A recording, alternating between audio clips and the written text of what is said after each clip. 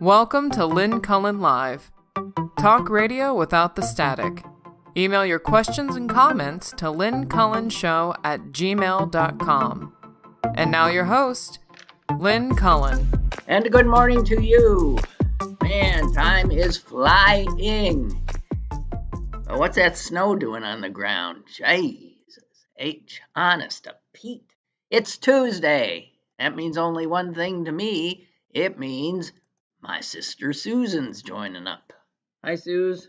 Good morning. Who remembered to call in timely? You know, when I saw you, I watch like a hawk.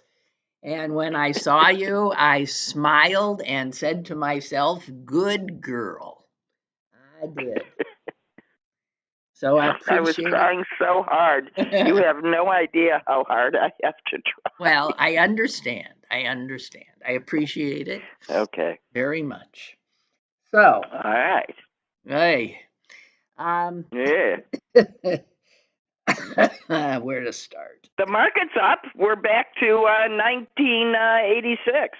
Yeah, I see. I just saw that the market is. What's that about? What do they all of a sudden decide to get happy about? Because it's down, so people jump. No, it's because it's down, and people jump in to buy. Yeah. To buy. Yeah. Yeah, Apple hasn't been this low in a long time, so now's your chance. It's $60 a share cheaper. Well, go buy yourself some apples. $40 a share cheaper, something like that. Anyway, it's amazing to me. The only thing that gives me hope about this is that he's losing the wrong people's money.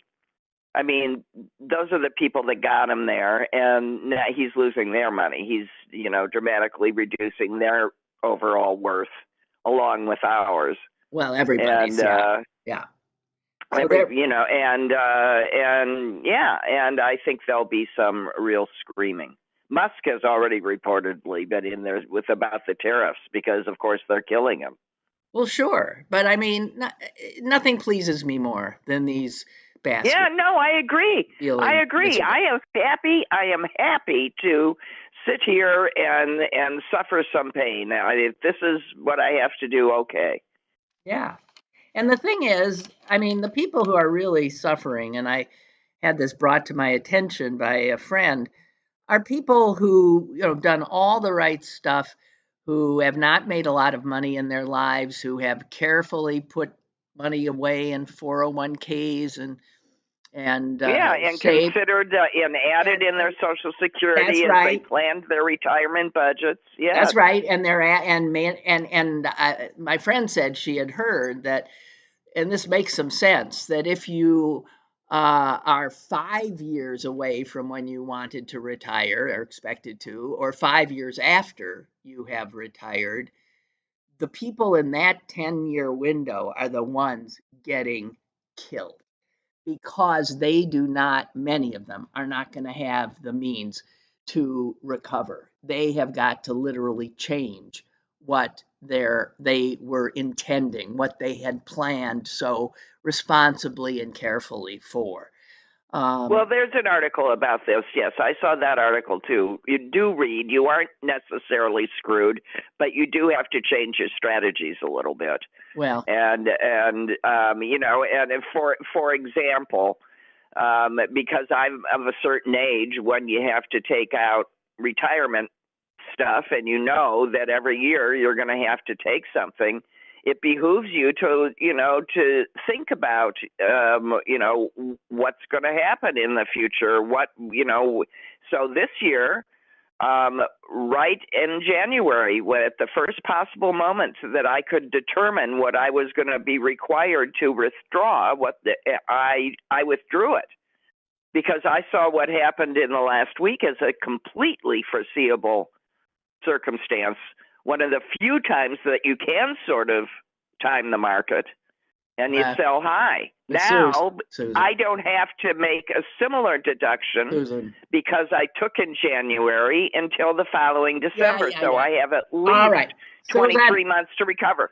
But that's all that article was about, recovery time and how you plan. But every person has a different reality. Every person has a different reality. Every person has a different capacity to comprehend this stuff or to deal with it.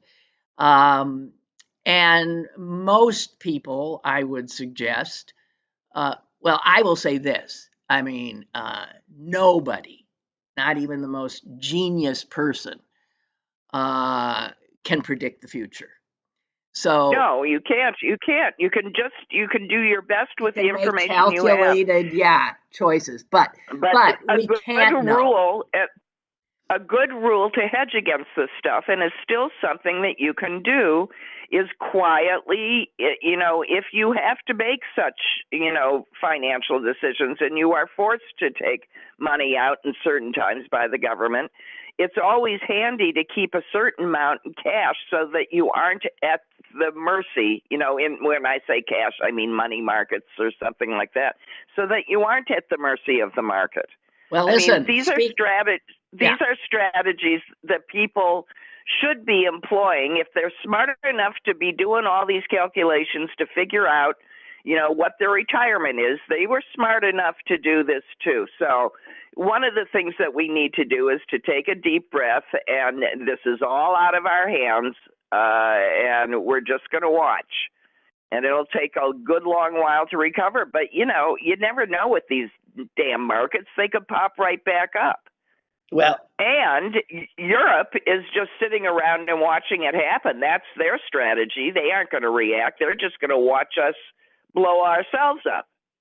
Well, but it's a global economy. One country cannot by itself get blown up. We're blowing everything up. We're impacting their economies as well. No, we have effects on them too. But you see, it just seems I don't know. You say we have nothing we can do about this in many ways, but we did, and we failed.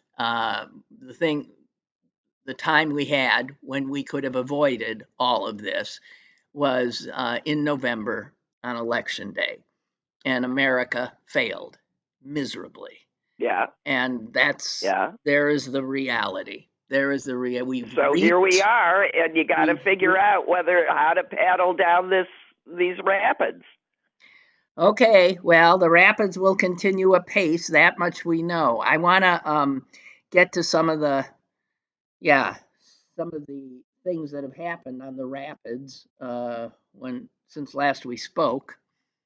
There was a story, Susan. It's in this day and age, most people wouldn't have seen it. It was a little story. It's about North Carolina. But I saw it and it freaked me out. I was going to talk about it yesterday. And then, of course, today I see another story that changes that story. So I'm just going to bear with me. It has to do with a state Supreme Court race. Now, the country was very much aware of the one in Wisconsin that was just had. But there was a race for the Supreme Court in North Carolina, and it was 6 months ago. So I'm assuming it was maybe in November. And the incumbent Democrat won that race, but narrowly. And the loser, a Republican gentleman or not, immediately cried foul, which is what Republicans have learned to do, and suggested that it was somehow rigged. And unbelievably, a North Carolina Court of Appeals, in a 2-1 decision, Saturday, I think this was, ruled that 60,000 votes that were cast in that race last year must be recounted and verified.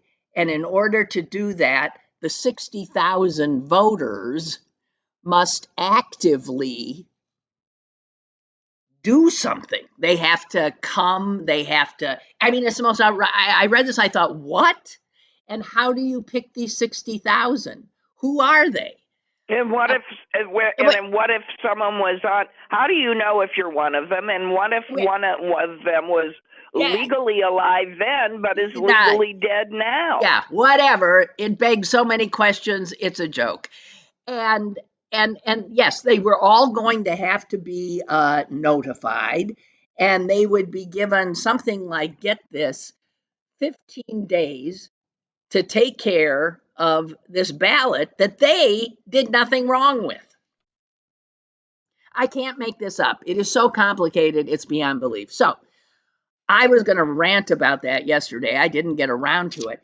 But here's what came today. The North Carolina Supreme Court, again, temporarily blocked the lower court ruling. I'm getting so sick of these temporarily blocked temporary blocks. Heaven forbid they should say poppycock. Yeah, right. Just, yeah, what the F? I mean, just poppycock. Stop punting, you Supreme Court. You guys are on top. So the North Carolina Supreme Court, which is involved in that this is a race for who's going to sit on it, they blocked this idiot lower court that would have taken effect yesterday and would have required tens of thousands of people who voted to verify their eligibility. Now, how? Okay, the Supreme Court stayed that order while it considers an appeal, because then the lower courts, I don't know. This is why our legal system ain't functioning, it seems to me, anymore. This is a 5-month battle over a seat on the state Supreme Court, and it was a narrow victory. It was 734 votes. But for those 734 vote margin, 60,000 North Carolina voters have been told that they need to actively do something. The loser has argued that the majority of those 60,000 were ineligible to vote because they didn't supply certain required ID data when they registered, though often the omission was because of administrative error and not the error of any of the. This is just unbelievable bullshit. And guess where these votes that have been targeted come from? Oh, Democratic or districts, or black and places. Democratic districts. Exactly right. Yeah. Okay. So I just wanted to bring that up, and to me, this whole thing was emblematic of what has become of our politics and of our judicial system, in that it gets played all the time and finds itself. And in so doing, it destroys one's belief in the rule of law, which is one of their goals. So, I know it's not perfect, but it's worked pretty damn well for a while. It takes too long. So let's see if we can. It takes too long. It does take too long. It takes too long. And here's the thing. That brings up what's happened now with the U.S. Supreme Court. Right. So here we all know the facts of this one. They aren't hard.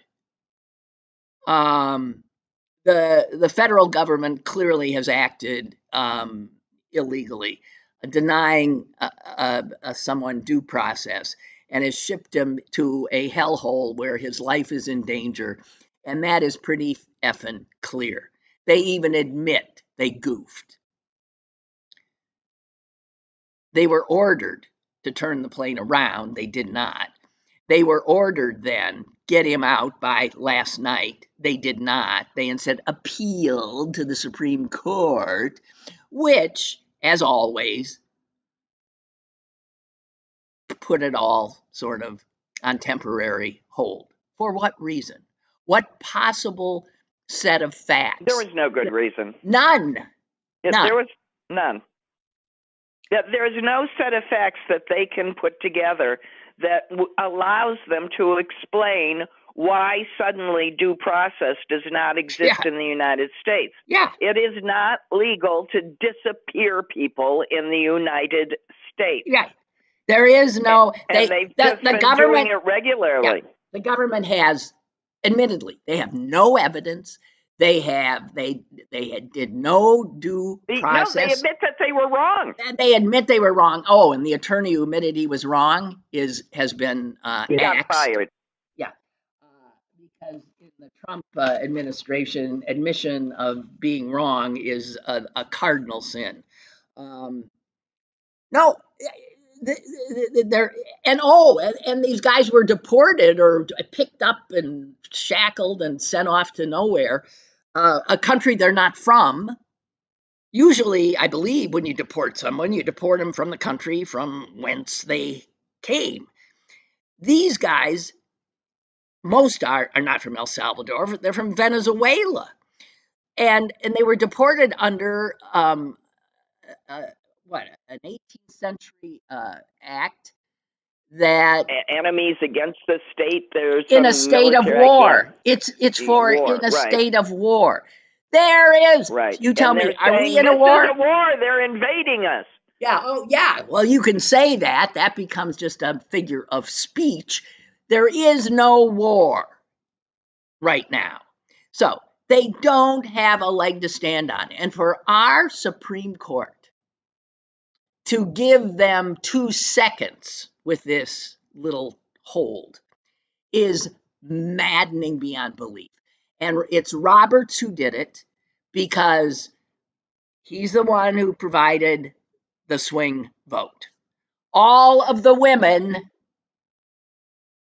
on the court were in the land of reality and justice.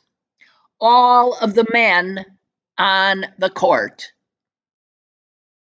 stood firmly on the wrong side of history and aiding these felons that constitute our government.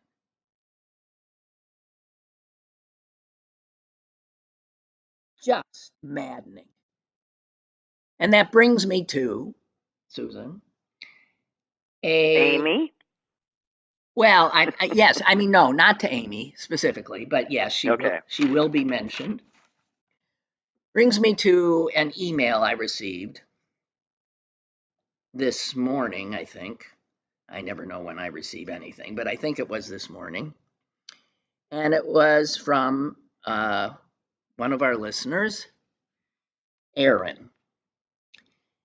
And this is addressed to you and me. I would like to hear tomorrow, when Susan is on, what you two think of the media.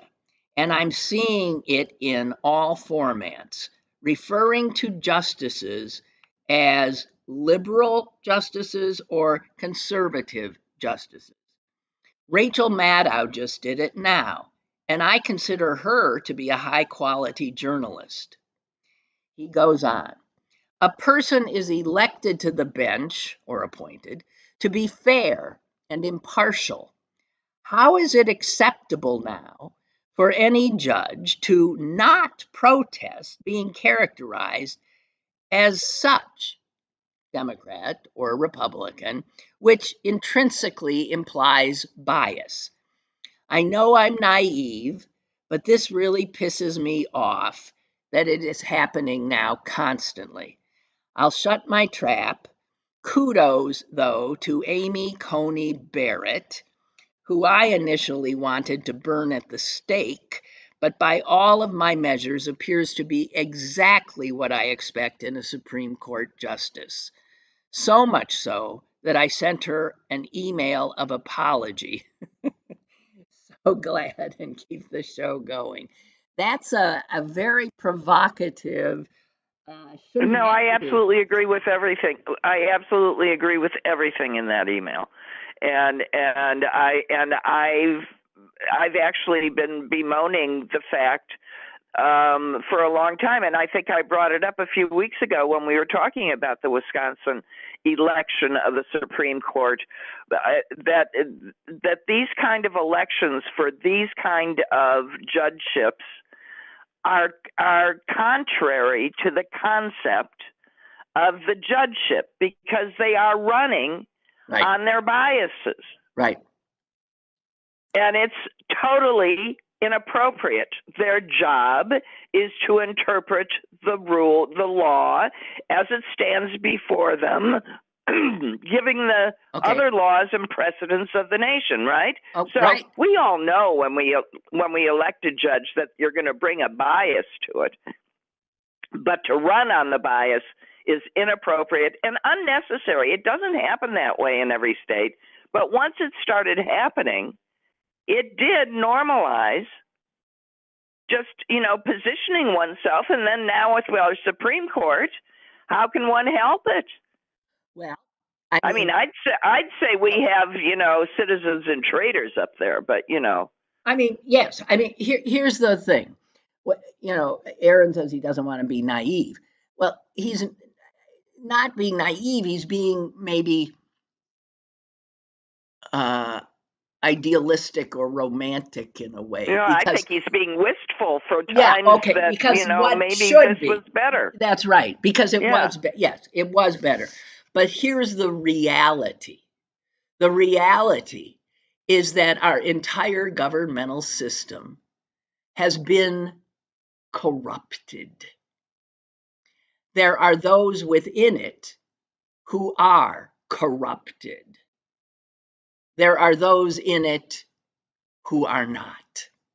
Now, a lot of people won't even, tolerate that last sentence I just said. They just throw out the whole thing and say the whole thing's corrupted. But you can tell the ones who are there, who are sitting in judgment, in as much as you pay attention, and who constantly come down, no matter what the facts of the case, clearly on a political side. And I give you Alito, I give you Thomas, right? Mm-hmm. Those two, without a doubt. They're what you learned in school about not how to do an experiment, which is know the result and work backwards. Right. And that's what their decisions are. Here's where I want to get. Now I'll cram that into the law backwards. Right. And if you look at other justices, if you look at their records, you see some, and look, presidents appoint these justices by virtue of the fact that they dovetail with their political points of view. When Trump in his first term was packing the courts left, right, and center, he wasn't looking at, let me find the brightest, most impartial justices. No, he was looking for who's going to do what I want him to do. And that's why Amy Coney Barrett is so astonishing. Because he got it right with Kavanaugh. He got it right with, why am I blanking? With the other son of a bitch. Roberts, Alito? No, the other younger one. He got it right with those guys. But Barrett, who on paper looked like, right out of the Handmaid's Tale. Barrett, who looked like a Stepford wife, bright, but geez, with the whole Christian weirdo thing going on, and whatever. Yeah, and her allegiance to this sort of cult, like she was scary. Yeah, in this cult-like religion. I mean, she looked like a horror story. And lo and behold, she turns out to be capable of hearing facts in a case and then through the prism of her beliefs, because they're humans, sees the case not like Trump, not like she's supposed to by the guy who put her there, but by virtue of what she really thinks is the judicial proper response. Doesn't always land her where I want her to land, but she clearly has an open mind and a judicial temperament. And I would argue that that's pretty much the case for Kagan as well, who's often all over the place. Jackson, I haven't seen enough of, but I'm assuming she'd probably be judicious. And Sotomayor, I think too. If you look at their records, you'll see that they join in. I don't know, guys. No, this is also, this is the result of the long game. I mean, as we're trying to fight, we're fighting with a system that they have been working at corrupting for years until they managed to get to exactly, enough that they could blow it all up, and here they are. But but it did take us every step of the way voting the wrong way. And listen, yes, it's us. It's on us. I do want to say that as regards Aaron's, plaint, it's hard to look at the reality of what's going on. When I was reading that story about the North Carolina thing with all these votes supposedly going to be potentially tossed out, I wanted to know, it was a 2-to-1 case. Who are these judges?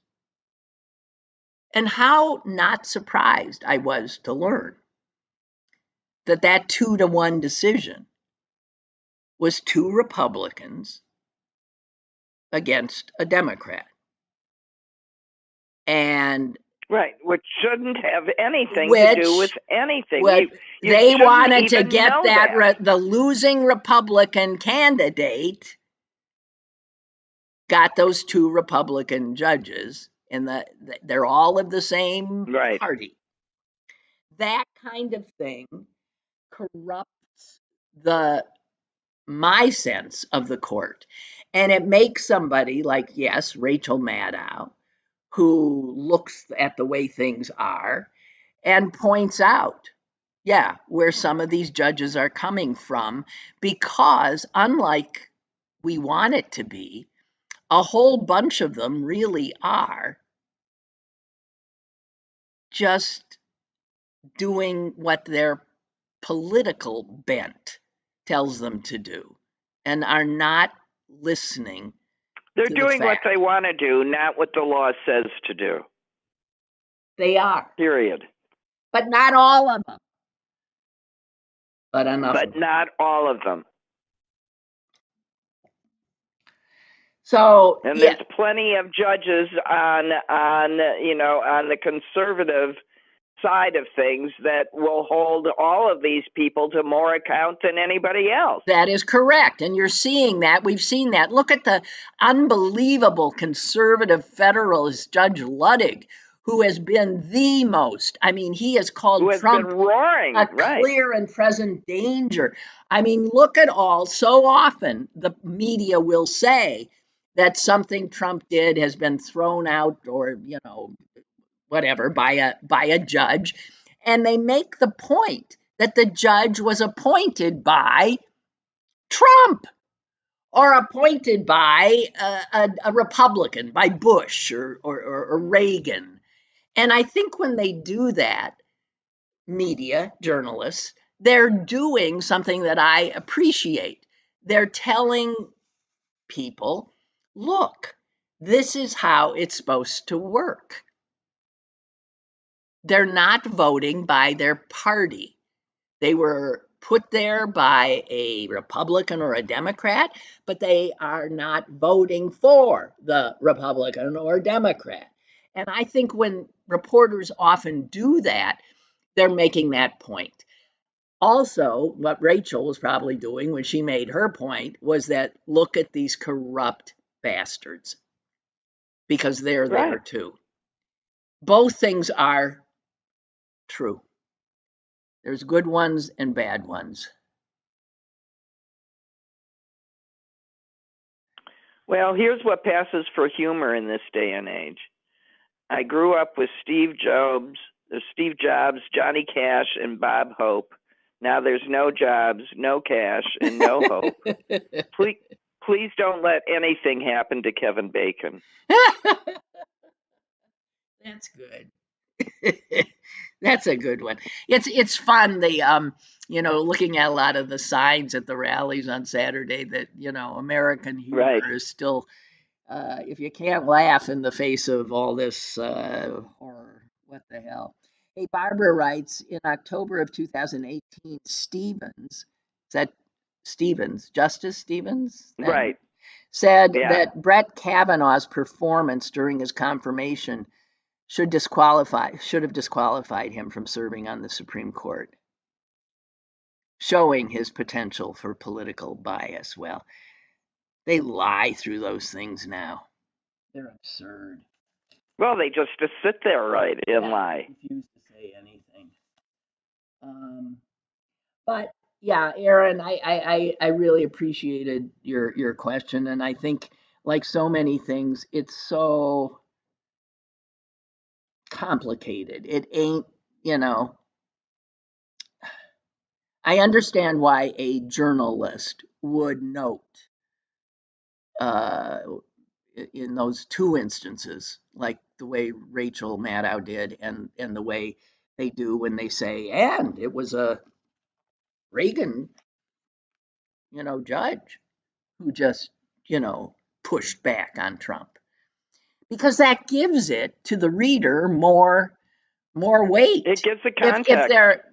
If they're a Republican reading it and thinking, some friggin' Obama judge or something, and no, they say, what? It's a Reagan judge?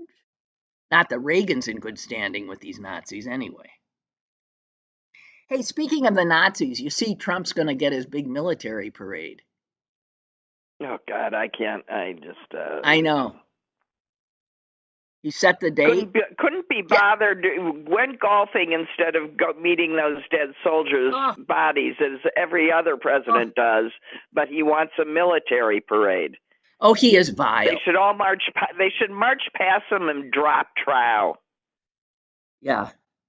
What his ignoring of the return of those 4 soldiers who, now granted, the president doesn't see every dead soldier that comes back, but many make the point of doing it. And in a day and age when we're not in a war where they're coming back so much that the president can't possibly, that he didn't go and pay respects to these 4 soldiers who, I mean, they died in a horrific way in an accident, taking part in a NATO exercise. And when they died, they were trying to find another tank that had gone into this bog and disappeared. Note to the Lithuanians, can we fence that bog off? But 4 young men. And when the Lithuanians, and I mean, the fact is, there were people from Poland, Lithuania, military personnel, technical experts trying to locate these guys. It took days. When they did locate them, trying to get their tank out from where it had sunk took unbelievable. There were divers that had to claw through mud with zero visibility, trying to locate where their bodies were, to find places to attach cables so that an excavator could pull out this 70-ton vehicle with the bodies of 4 young Americans in it. We have more than 1,000 soldiers stationed in Lithuania, and they were put there as part of NATO's response to Russia's invasion of Ukraine. Maybe that's why Trump didn't go. And the other thing is, when they recovered the bodies, those bodies were taken to an airfield in Lithuania to be flown home. And there was essentially a huge outpouring, a parade. The president of Lithuania was Shows there. up. He showed up to pay his respects to these 4. The people of Lithuania stood on the side of the road, paying their respects to these 4 Americans. They're flown back to their country. Trump has asked if he's going to be there. And it was quite clear he didn't even know what they were talking about. Who? What? Because, as we know, to him, they're just 4 suckers. Losers. Losers and suckers. And But give me a parade, man. Yeah, no. He went golfing.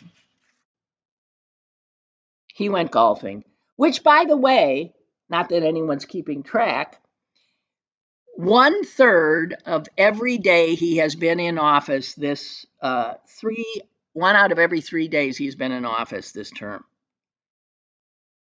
he has been golfing. Every weekend. He's got people. Yeah. Well, wait. Let me be perfectly, my journalistic background kicking in. On February 16th, that must have been a weekend, he didn't go golfing. He went to the Daytona 500 instead.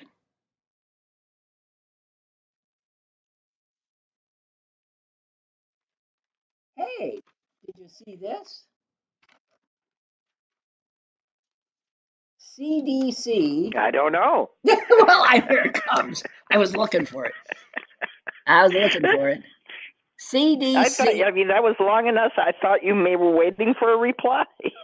CDC fires team of scientists that tracks gonorrhea, an urgent health threat. Turns out that all 77 scientists who are the ones in the United States who gather gonorrhea and other STIs from labs nationally, analyze the genetic information, looking for drug resistancy, blah, blah, blah, blah, blah. They have all been canned. There's nobody now looking at sexually transmitted diseases in this way. Drug-resistant gonorrhea is growing and is considered an urgent health threat worldwide. Says here very clearly in the first paragraph, the United States has just lost its ability to detect it.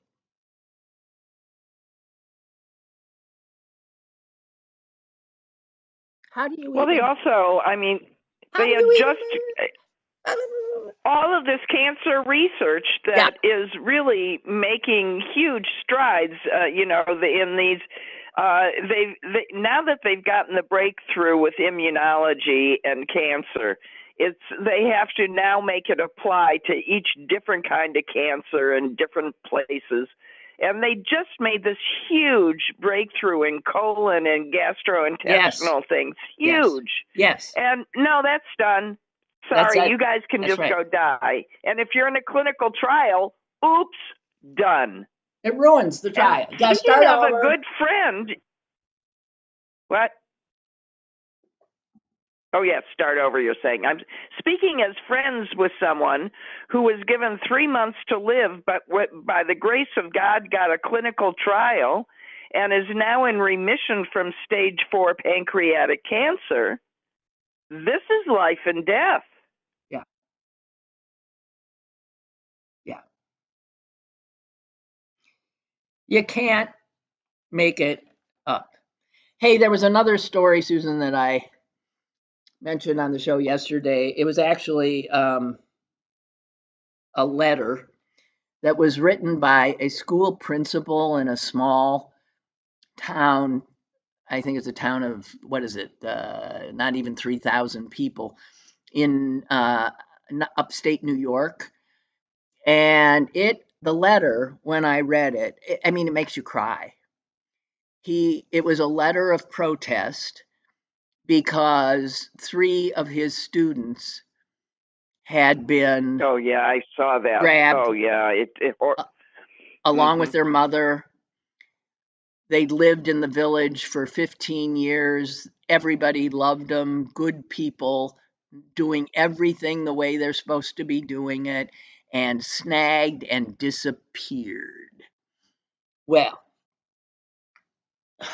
it's so rare that you end up with some good news.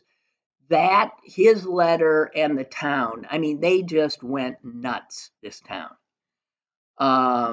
This is where, Trumpism came home in a way that they could not ignore at all. And they took to the streets. What was fascinating is the vast majority of the town was in the streets. It's a town of, I said, under 3,000.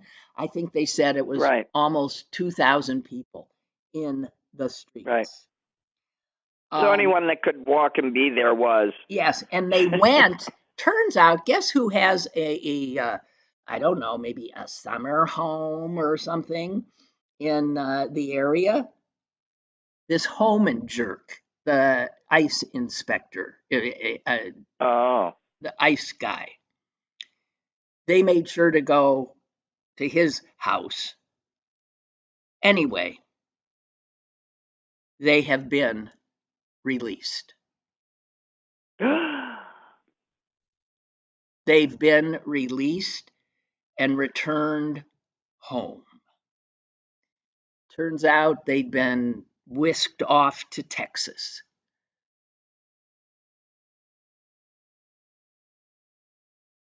Three children and their mom, much loved in this community, that somehow was able, thank God,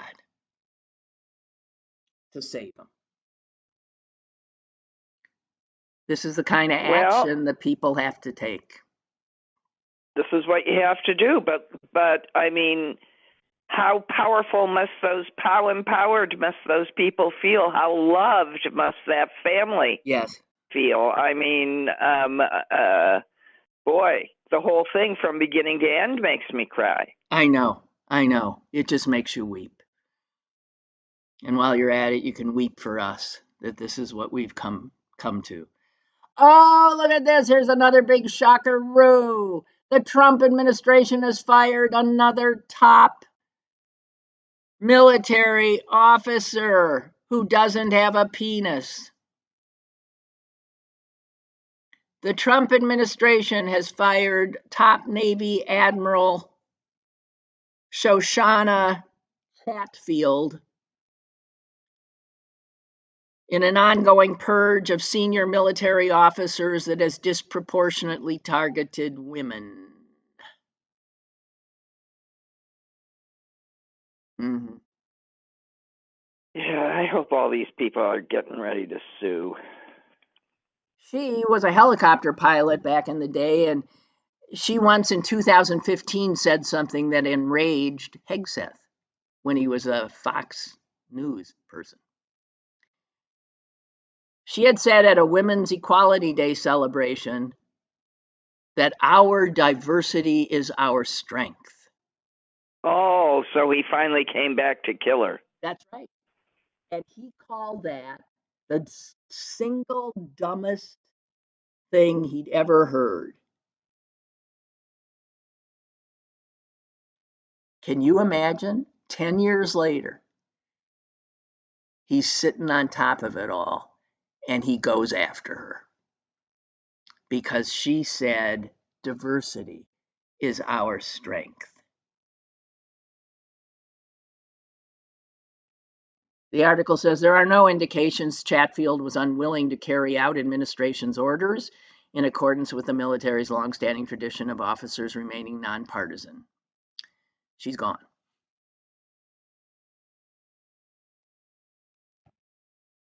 Well, I mean, how dare she? Okay, ready for one more? I mean, all you have to do is just page through the newspaper. That's all I'm doing. The National Weather Service, ladies and gentlemen. At a time when the National Weather Service has never been busier because, well, just look outside. Weird stuff's happening. And storms are getting scarier. And they have now, under the Trump administration that's trying to kill as many of us as they possibly can, has halted the translation of any weather alerts.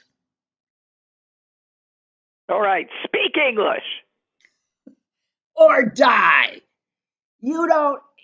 Used to be, they would make sure that in heavily Spanish speaking areas or Chinese speaking, that's gone. Do you effing believe it?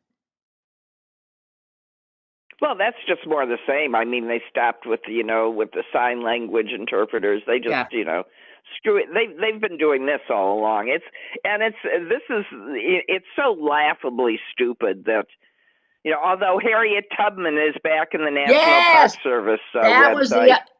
Thanks. That was the other about face I noted, because I was going to yesterday scream about they took Harriet Tubman was front and center in the National Park Service's page on the Underground Railroad, which, makes sense.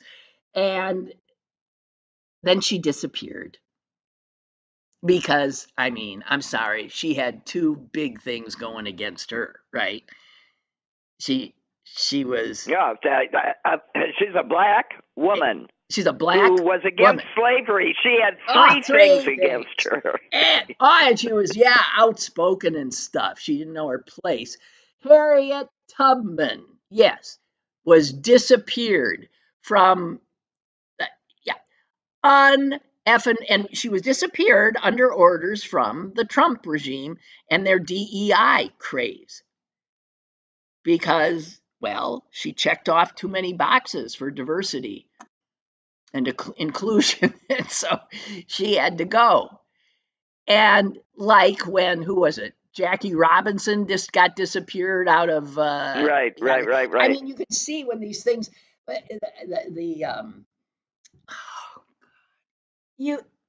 The Tuskegee Airmen have been no matter where you go, you can go looking and they're all disappeared now from all of these sites. And then someone does a story on it and all effing hell breaks loose, as it should.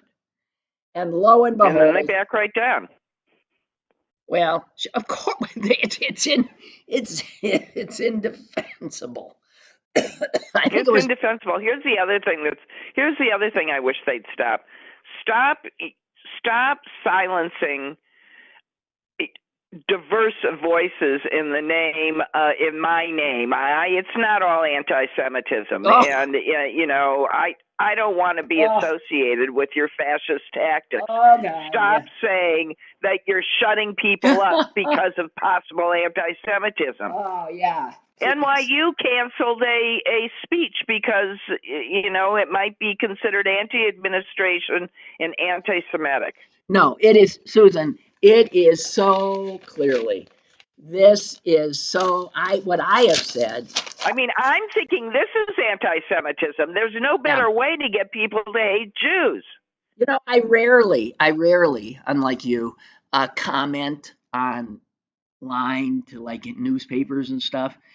I read some piece in the Washington Post, I don't know, a few weeks ago about this using the Jews to go in and do their attacks on universities. And I wrote something very concise. And man, Susan, I got more positive comment than I've ever gotten to anything I ever wrote. There Off you the go. charts. It's all about them likes. Yeah, I know. It's all about them likes. I mean, what I said is Trump doesn't give one whit about the Jews. He's cynically using the Jews as human shields. That is all he's doing with us. And is it good for the Jews? Oh, no. You don't want an anti Semite like Trump and this Nazi crowd to be saying they're doing anything for the Jews. They're using Jews in a way that will get Jews killed. They're using Jews to deflect from their own bigotry and to make sure that Jews will continue to be looked at with suspicion from the right and the left. So anyone who doesn't see the unbelievable cynicism, and what really pisses me off are the Jews who are supportive of what he's doing. Oh, yeah. Oh, yeah. Oh, I mean, just in case anybody thinks all Jews are smart. Exactly right. Man, are there a bunch of dumb bunnies. And it's because they want to believe. I mean, it's like, talk about not knowing your history. I saw someone, who was it, Matt Bai, writes for the Post. He said, find me a moment in history when Jews anywhere benefited from a mix of rampant nationalism and repression. Which is what we got going. Which is what we got going now with this crowd. And if they're using Jews in their little rampant nationalism and repression, you tell me if ultimately that's going to benefit a Jew. You damn well betcha not. Anytime you put Jews in the middle, which is what he's doing, it ain't good for Jews. No. We didn't ask to be put in the middle like that and used. We didn't ask for, when he goes after trying to intimidate all of these law firms, that he says, well, maybe I'll go a little easier on you if you give me $100 million in pro bono work to fight anti-Semitism, which is not fighting anti-Semitism. It's creating more anti-Semitism, even as it silences free speech and expression. Yeah. With Jews as human shields, using us to undermine democracy. Unbelievable. Unbelievable. I want to make clear. We need to. A lot of us need to be saying that out loud all the time. Not in my name. No, and let me be clear. There is a real and growing anti-Semitism problem in this country, coming from all sides. Yeah. It's always been there, but it, like so many other hatreds and crazinesses, it's been unleashed. Out. Yes, it's out. So any Jew who thinks this crowd in power has Jewish interests at heart is out of their cotton picking minds. Jesus. All right. What else we got? How you doing, sis? I am, fine. How do you think I'm doing? I don't know. You sound pretty good. Yeah. Yeah. I am. I'm feeling better. Yeah. when I'm not getting suicidal and stuff. When you're not raging, no. Yeah. So it's time for now, dear listeners. It's time for a cleansing breath. Shall we? Inhale, exhale. There. Do we feel better? No. Hey, No. what'd you think about RFK showing up at that poor kid's funeral?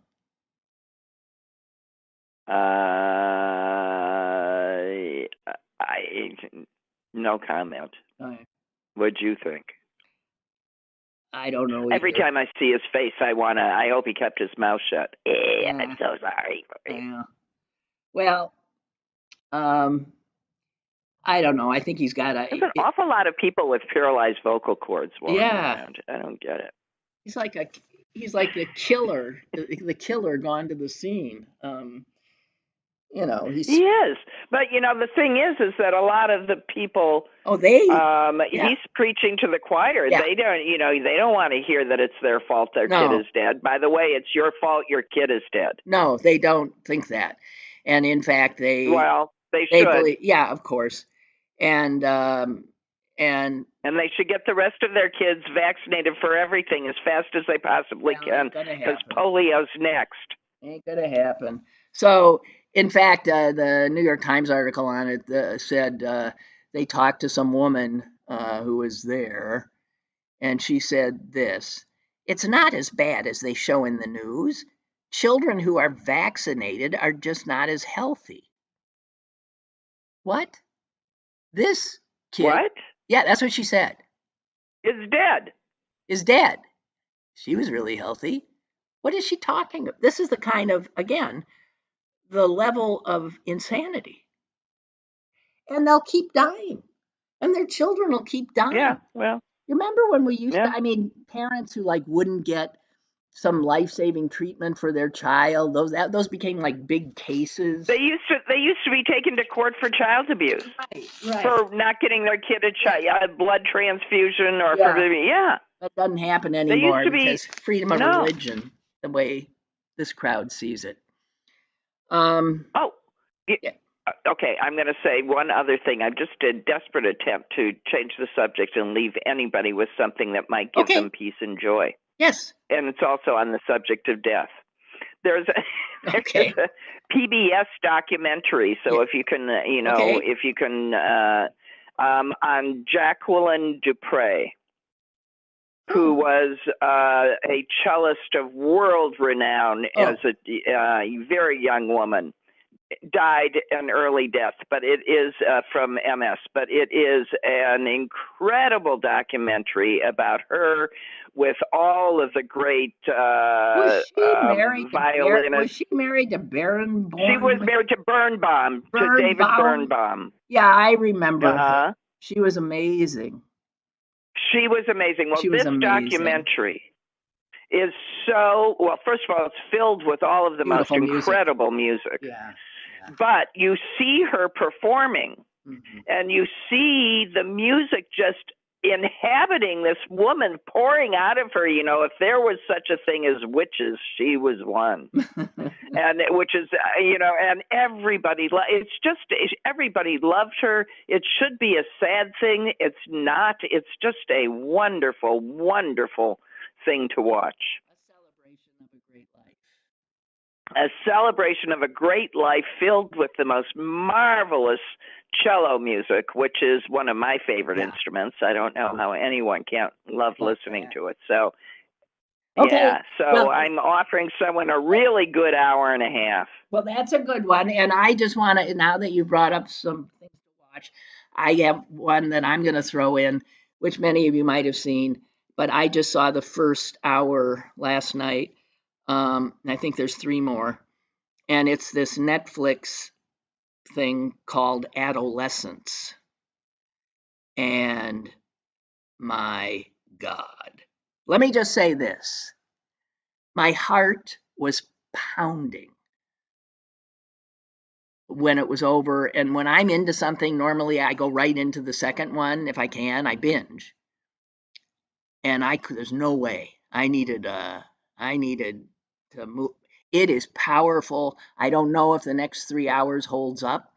It's getting rave reviews. It's about a young boy accused of murder.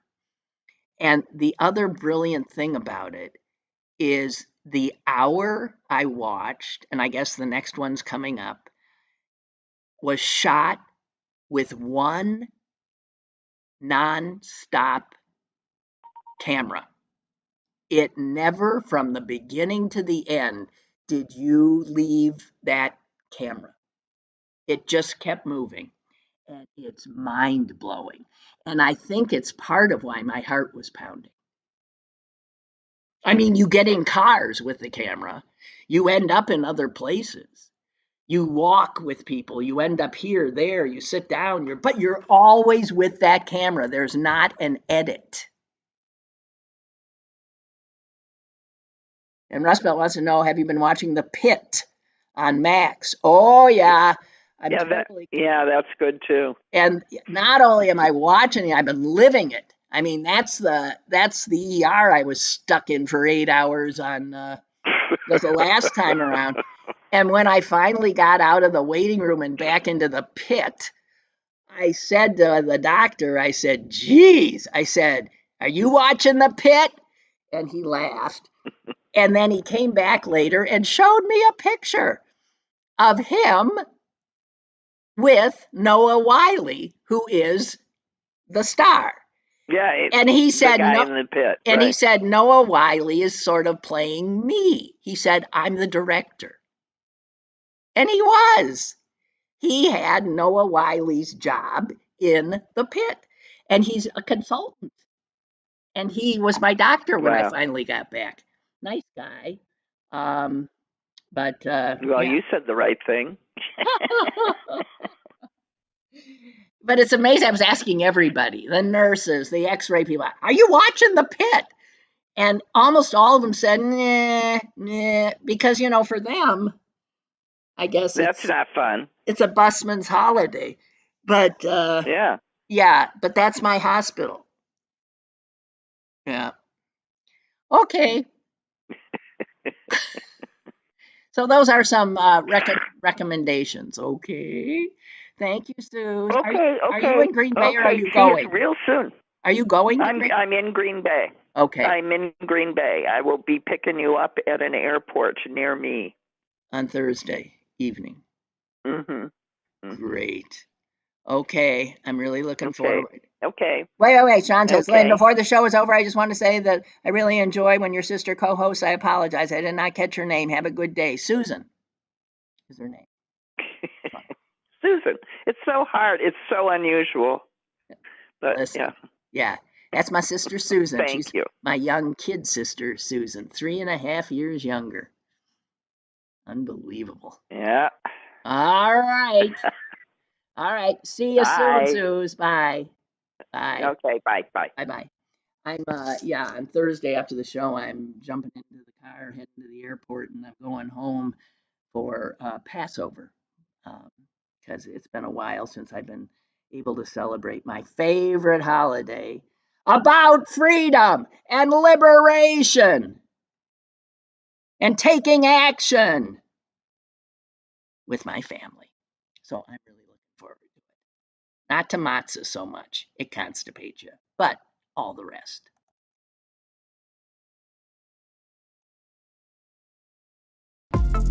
Lynn Cullen Live, Monday through Thursday from 10 a.m. to 11 a.m. and archived at pghcitypaper.com. The opinions expressed on Lynn Cullen Live are those of the host and do not necessarily reflect the viewpoints of Pittsburgh City Paper or its advertisers.